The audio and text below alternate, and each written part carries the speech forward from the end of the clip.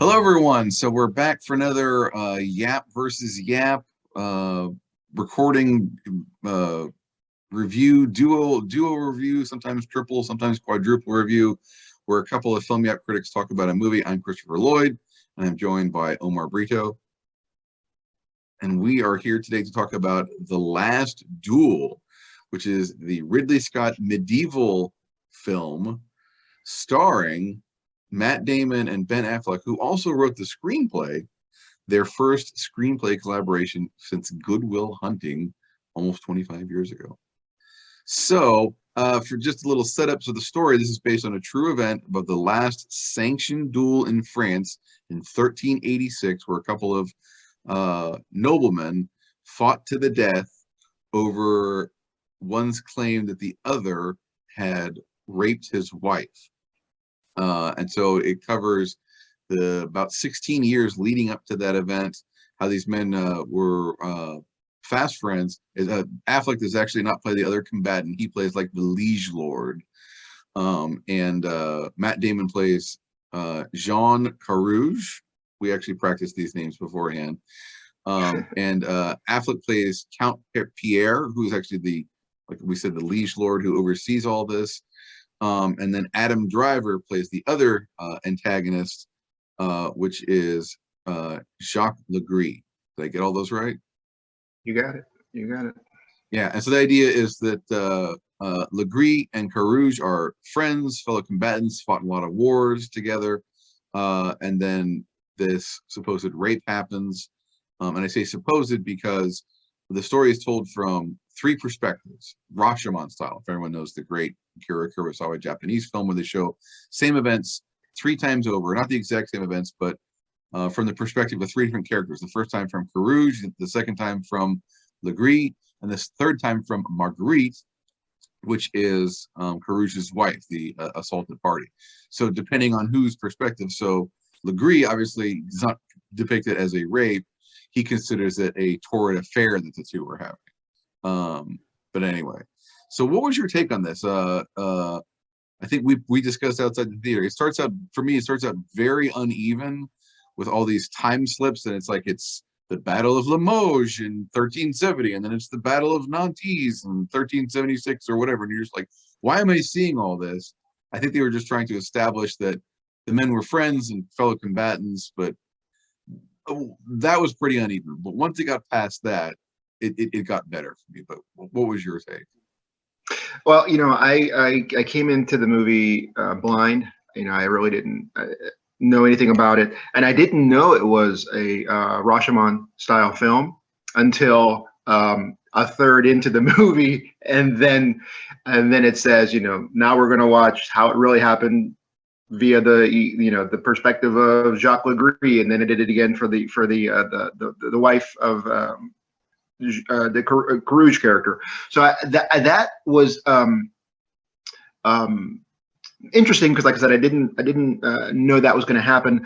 The thing about Rashomon style films is that maybe it's the intent of the filmmaker, but I always leave kind of not knowing who to root for. Yeah. Who did I like? Everybody paints their versions differently, and they're the hero of their version of the story. Matt Damon's character was noble. Adam Driver's character was a good friend, and Jamie Comer's character was a good wife. So. I left the theater thinking, well, okay, wonderful. Do I care about any of these characters at all? Yeah.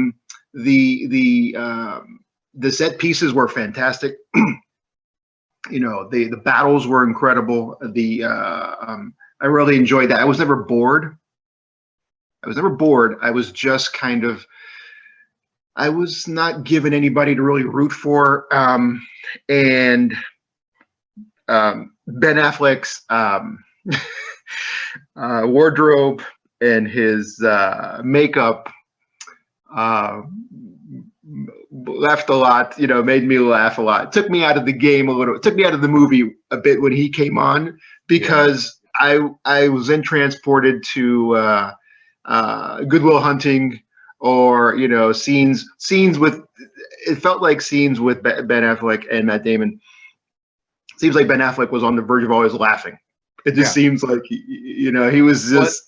Yeah, I think that was his character. He's this very sort of corrupted figure. He just loves being the master of all these people, and has his wife and his court life, but also has his nightly orgies and drinking lots of wine. Oh, so I think that's just who the guy was. He's very mocking of everybody. Now, are you saying nightly orgies with a KN, or is that just a well, they happen every night, but he also invited Legree to participate. So I guess there were nightly orgies that included nights.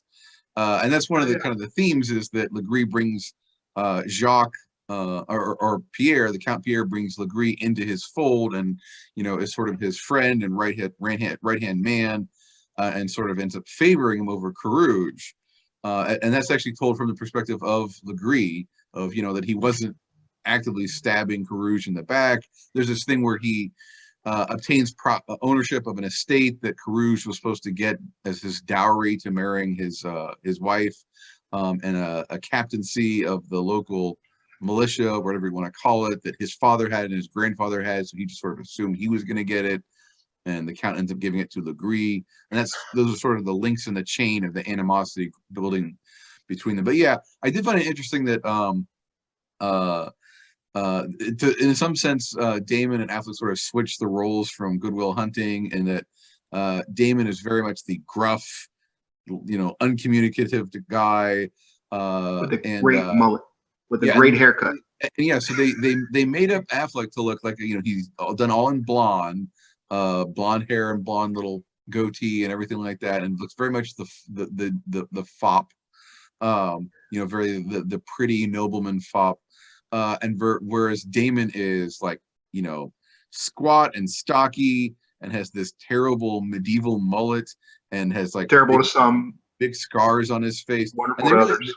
They really seem to go out of their way to make him up look as unattractive as possible. You're right. And I also found it interesting that even in their own versions of the stories, the negative aspects of their personalities still come through. I mean, even though in his version, Carouge is very much bound by honor and duty and all these kind of things, he's still very impulsive and headstrong. Not a particularly good husband to his wife. He tries, but it's more her attempt to have a good relationship than him. And he insults his count, and appeals to the king and kind of goes around him. So even in his own version, he's still kind of an impulsive jerk. And even in Legree's own version, he very much is a wheeler dealer behind the schemes. He's manipulating the count to a certain degree to favor him. And he does, pursue, in his version of the events, pursue Marguerite as a lover. And that they actually have a bit of a tryst before the alleged rape, so he's still sleeping with his wife's friend from his perspective. So I found it interesting that even in their own versions, they're still pretty jerky. Yeah, like I said, even the versions where they play the better versions of themselves, you still don't want to root for them, and at the conclusion of the movie, you still you kind of walk away going, okay, it's like, was the outcome really something that you go home? I guess I want to say is that this is not a movie. This is not a cut and dry Knights film. No. It's not a night swinging sword epic. This is not that. Yeah, I haven't watched.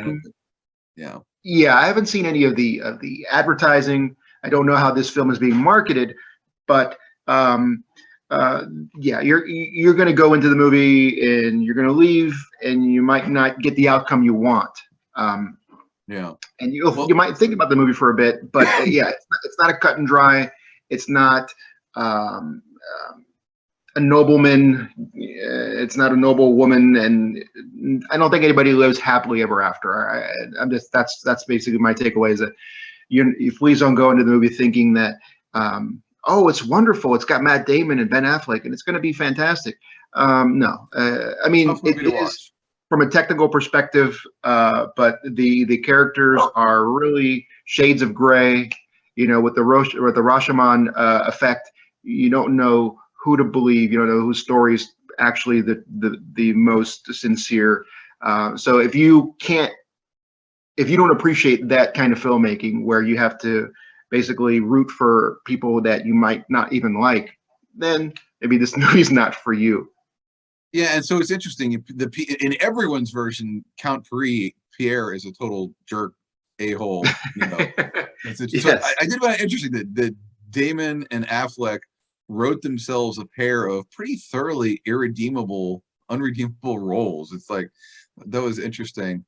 And I should mention, they didn't just write it themselves. So it's based on a historical novel about the actual duel, and they also brought in a woman's screenwriter, Nicole Holofcener, who's I think a terrific Hollywood writer and director, to collaborate with them, because I think they wisely determined they needed a woman's voice, because I think this is where you and I diverge on the movie.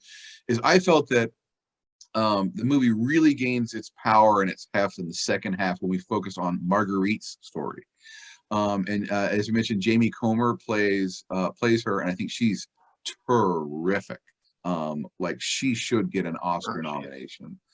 And she plays this woman who's, you know, obviously very bound by tradition and her circumstances, but finds ways to, you know, have her own identity, and, you know, try and be a little bit more of an equal partner in her marriage instead of just basically a piece of property. Because I think that's the real theme of this movie. Is it's really a movie about women. It's about their status in medieval times, and obviously the correlation to how does that relate to modern times, where do they have agency, do they have full control over their own bodies, all that kind of stuff. I think those themes are in there. But, you know, she literally, and I don't mean figuratively, she literally is a piece of property who is, you know, sold into marriage to her husband. The setup is her husband betrayed the King of France to support England in the 100 Years' War, and although he was, you know, her father allowed was to continue, her father was allowed to continue in his role, he was basically disgraced. And so by Carouge marrying her, that, you know, was basically sort of the best marriage that her father could have hoped for, because Carouge is kind of like poor, but he's recognized, you know, as a brave, stalwart knight. So she's essentially sold into marriage, but she makes the best of it, has kind of a decent-ish, you know, relationship with her husband, or at least strives to. I mean, he obviously doesn't try very hard, particularly in the bed. there's a lot of sub story in here about sex, literally about sex, and how, you know, all men are bad at sex in some level or another. And well, there's just a lot of the movie is rife with 1300 era medical misinformation. You know, yeah. Also, I want to go back to what you said earlier about the movie is about the rights of Marguerite. In that context, the movie takes place in the 1300s, but today we're still fighting for women's rights. The reason that, you know, the catalyst of the film is the rape, but it's not to get honor, not for Marguerite. It's to bestow honor upon Matt Damon's character, because as she is his property, his property has been damaged, so he has to appeal to the king to right the wrongs from his property's perspective, not from the perspective of his wife. So, you know, and I think we're still fighting for women's ability to manage their own bodies. But in this movie, you know, her body is really still, it's Matt Damon's body. So, you know, the issue is that's the issue. So, you know, when you think about 1300s, 2000s, not much has changed. Maybe just the armor, maybe just the way that we fight our battles has changed. But when you think about it that way, it does become maybe like you said, like you mentioned, the screenwriter, the female screenwriter, maybe brought that out more. I haven't read the novel, so I don't know if that is a theme of the novel. But in that is a really a sticking point for this movie. It is a woman's movie in that point, in that perspective. Yeah, I think so. And I think as you're watching those first two portions, and they're definitely interesting and engaging to me, but I think when I get to the third section, it feels like those sections now just existed just to build up to her part. And so that's for me. Well, I thought the early part of the film was really shaky. I thought it really found its power and its heft in that last half or third or so, and really redeemed itself. But yeah, you're right about the themes that. So she not only is she literally there's a line in there, I think, where someone says that like she has no standing to accuse Legree for wronging her and committing a crime against her. It's only as her husband's property that he's allowed to bring the case to the courts, to the count, and then later appealing to the king to have a duel. And what's more is her body is literally the collateral that is held up during the duel. Like, the idea being is that if her husband loses the duel, she will be flayed and burned alive at the stake for having made a false accusation. So literally, her accusation has no weight in terms of morals or what's right or anything like that. It's literally she is just a piece of collateral in this sort of property beef between two men. I think there's a line someone says to her in the movie is, she says about what's right, and someone says there is no right, there is only the power of men. And I think that was sort of, if you wanted to find one line of dialogue that encapsulated the true theme of the movie, I think that's it. Absolutely, yeah. It sounds like we're close. I think I'm higher on the movie than you are. People could see this. We're gonna post this on Monday, and my written review will post on Wednesday, so you can read it then. I think I'm giving it 4 out of 5 stars. I think you're a little bit lower than that. Yeah, I would give it like a smidge low at 3.5. I was this is the second Knights movie that I've seen. The first one being The Green Knight, and I think that movie made me feel something more than this one did. I think the actors and the acting in The Last Duel were fantastic. Like I said, Ridley Scott's direction, right? It's great. I wasn't bored. I enjoyed it. But the characters are just, you left thinking, do I even care? Who do I root for? My take was I cared about her. You cared about her, okay. The other guys, even though the story is about quote unquote about them, I think she really is the center of the movie. At least if I see it that way, it's what makes it really what gave it the feel to me. All right, well, thanks everyone. Thanks Omar again for coming on with these. Thank you. We enjoy doing these and hope you do too. Sort of just give you a little audio visual element to go with the usual written stuff. So go check out The Last Duel and tell us what you think. See you guys.